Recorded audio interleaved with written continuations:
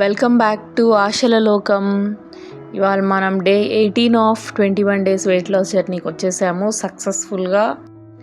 ఇంకా 3 డేస్లో మన 21 డేస్ ఛాలెంజ్ అయిపోద్ది. బట్ నేను 69.9 కన్నా రావాలనుకున్నా. అట్లీస్ట్ అది మాత్రం తీరదు, కానీ ఎంత వెయిట్కి వస్తానో అనేది మాత్రం చూడాలా. అండ్ నిన్న టు డూ లిస్టే ఎందుకు సెలెక్ట్ చేసుకున్నాను హ్యాబిట్ ఫార్మేషన్ లాగా అనేది చెప్తా అన్నా కదా.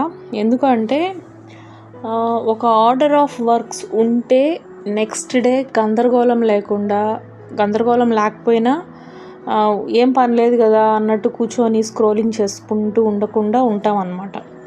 సో టు డూ లిస్ట్లో ఏంటి అంటే మెయిన్ ఇంపార్టెంట్ వర్క్లు లేకపోయినా చిన్న చిన్నవి కూడా రాసుకుంటే అలా టిక్ చేసినప్పుడు మనకు ఒక సాటిస్ఫాక్షన్ వస్తుంది అనమాట. ఓకే, మనం కంప్లీట్ చేస్తున్నాము అని ఒక సాటిస్ఫాక్షన్ వచ్చి ఇంకా ఎనర్జెటిక్గా నెక్స్ట్ వర్క్స్ చేస్తాము.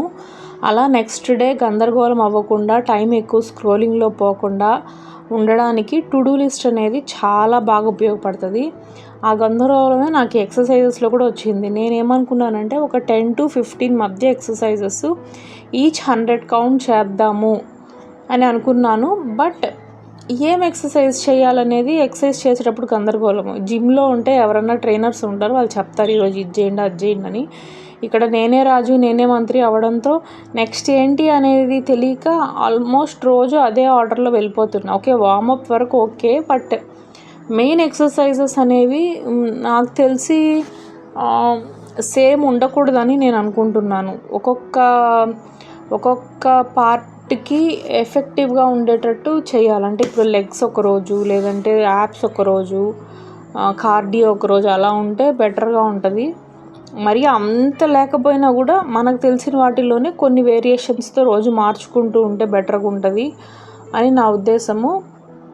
బట్ నేనేంటంటే అప్పటికప్పుడు చూడండి, మా పిల్ల వచ్చేసింది, ఒక 2-3 రోజుల నుంచి లేదు వారం నుంచి ఎక్సర్సైజ్ పొద్దున సాయంత్రము మధ్యాహ్నం చేసి చంపేస్తుంది ఆ స్ట్రెచ్. ఓకే, ఇప్పుడు మన టాపిక్లోకి వస్తే నాకు ఆ కన్ఫ్యూజన్ ఎక్కువైపోయి కన్ఫ్యూజన్లో కూడా టైం వేస్ట్ అయిపోతుంది. సో నేనేమనుకుంటున్నా అంటే ముందు రోజే నెక్స్ట్ డే ఏం చేయాలి అని ఒక 10 to 15 ఎక్సర్సైజెస్ నోట్ చేసుకొని, నాకు అర్థమయ్యే భాషలో నోట్ చేసుకొని అవే చేద్దాము అని అనుకుంటున్నాను. సో దీనివల్ల నాకు ఆ ఎక్సర్సైజ్ చేసే టైంలో టైం వేస్ట్ అవ్వకుండా అలా కంటిన్యూగా వెళ్ళిపోతూ ఉంటుంది అని అనుకుంటున్నాను. సో చెప్పొచ్చేది ఏంటంటే టు డూ లిస్ట్ ఉండడం వల్ల అంటే ఉంటే సరిపోదు, దాన్ని మనం ఫాలో అవ్వాలి కూడా. ఫాలో అవుతేనే టైం వేస్ట్ అవ్వదు. టు డూ లిస్ట్ ఒకటి ఉండి ఫాలో అవ్వకపోయినా టైం వేస్ట్ అవుతుంది. సో టు డూ లిస్ట్ ఉండడం వల్ల మనకు ఎక్కువ టైం వేస్ట్ అవ్వదు. మనకి ఈ వర్క్ ఉంది అని ఒక ఏమంటారు, ఒక రెఫరెన్స్లా ఉంటే బాగుంటుంది. ప్లస్ అలా అయిపోయిన తర్వాత అంతా బాక్స్ చెక్ చేస్తూ ఉంటే మనకు ఇంకా కొంచెం సాటిస్ఫాక్షన్ ద్వారా మోటివేషను వస్తుంది అని నా ఒపీనియన్. సో అందుకే నేను దాని ఒక హ్యాబిట్ ఫార్మేషన్లో భాగంగా పెట్టుకున్నాను. అండ్ ఇంకా 3 to 4 లీటర్స్ వాటర్, ఎనీవే అది హెల్త్ బెనిఫిట్ కంపల్సరీ ఉంటుంది. దట్టు సమ్మర్ మొదలవుతుంది కాబట్టి మనకి ఇంకా వాటంతట అవే లోపలికి వెళ్ళిపోతూ ఉంటాయి ఏదో ఒక రూపంలో.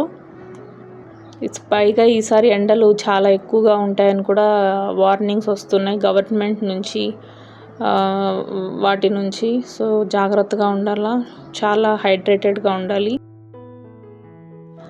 మన వీడియో కూడా ఎండింగ్కి వచ్చేసింది.